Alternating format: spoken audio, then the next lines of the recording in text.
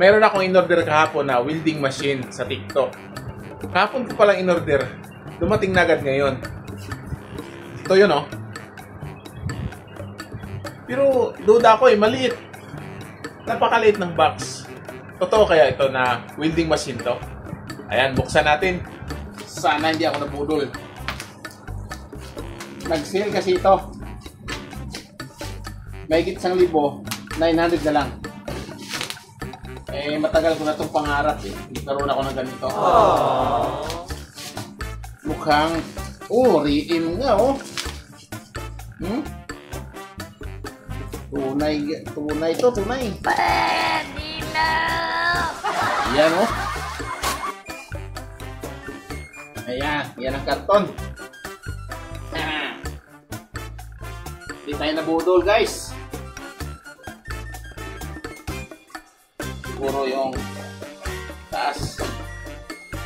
Oo nga. Yan o. Haha. Hindi tayo nabudol guys. Ito. Mayroon siyang 5 rod. Ito yung mga wire niya. No? Negative. Positive. May dalawang ano po. 1 piece. Kiss ng bakal. Ito ano to?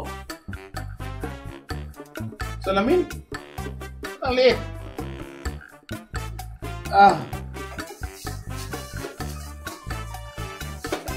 Ito na guys. Ito. Ito pala ito.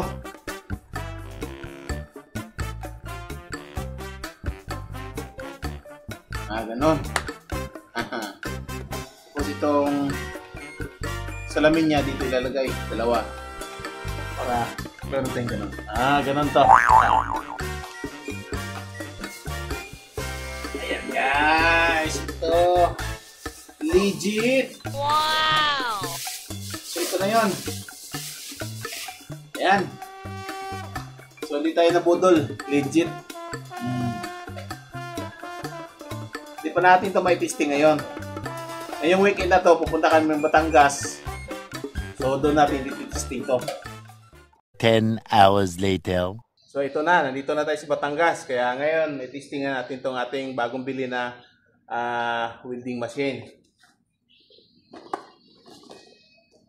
Isi-sit up lang natin.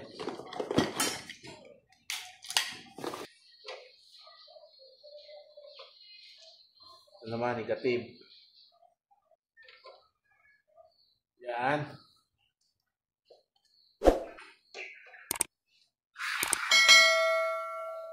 Saksak na natin. On. You know. Dito lang tayo sa 130. So, lagay tayo ng welding rod. Ayan. Lagay na natin.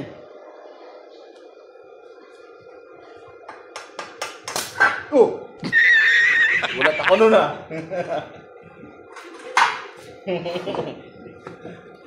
magugulatin na ako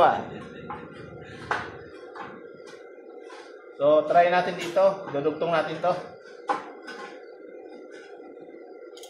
Ayusin lang natin ang pwesto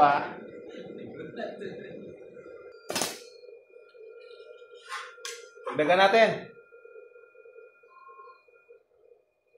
170. Ito na.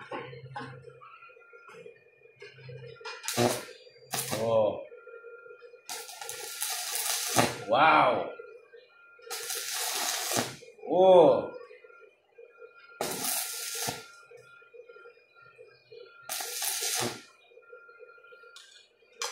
So, gamitan natin ng ganito para hindi masira yung mata natin.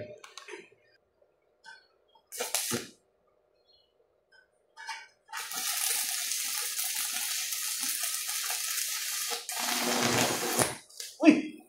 Nabutas! Medyo malakas. Baba natin.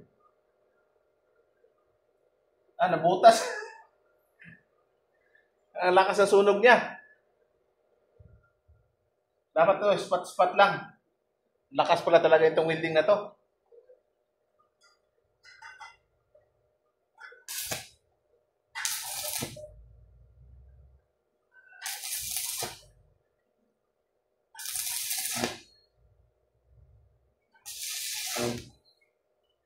Dapat ganun lang. Swat spot lang.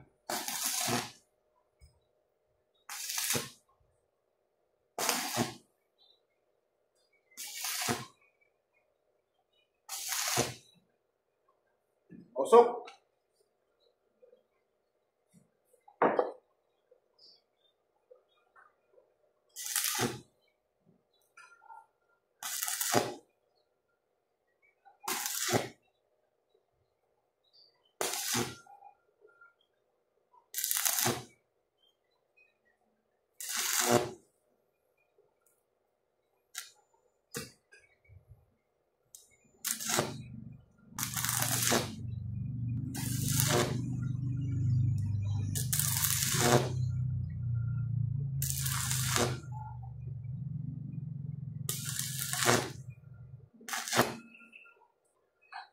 Okay guys, legit talaga, legit. Ayan, nadugtong na natin. So, ang lakas niya. Oh. Hindi pa tayo professional. Kaya ganyan yung ano. Pero ipantay lang natin diyan sa grinder. Ayan, so testing lang naman to kung gaano talaga ka lakas yung sunog niya. So ayan, sulit. Kung gusto niyo magkaroon ng ganito, ayan, order lang kayo nito kasi kailangan natin to sa bahay. Ayan o. Hindi na tayo kailangan manghiram pa sa ating kapitbahay. So mag-order na kayo sa TikTok. Nabili ko to ng 900 dahil nag-sale sila. Pero ang original price nito ay 1,000 plus 1,300. Ayan, so pag umorder kayo sa TikTok, sa online, sa live. Ayan, mas mura talaga pag sa live. So ayan, sulit talaga, sulit.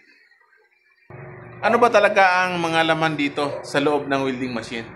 So, ano-ano ang mga pyesa nandito sa loob? Kaya ngayon, buksan natin.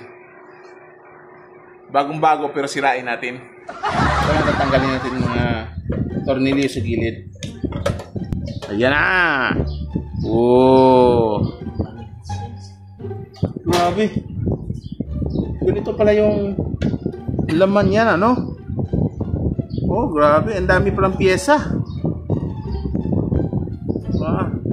Welding machine inverter, ganito pala yung laman niya. 4 na yung kapasitor, ang lalaki. Ilang volts ba yan? 450 volts. Ano? So, ito yung mga heatsink niya. Ang daming heatsink. Protection para hindi uminit. Ganito pala. Ayan. So ito yung fan niya. Ito yung humigop ng hangin papasok dito.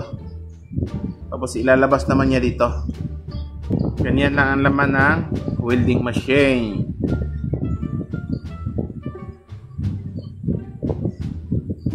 Ayan. So yun, nakita na natin yung laman ng welding machine. Ganun lang pala yun.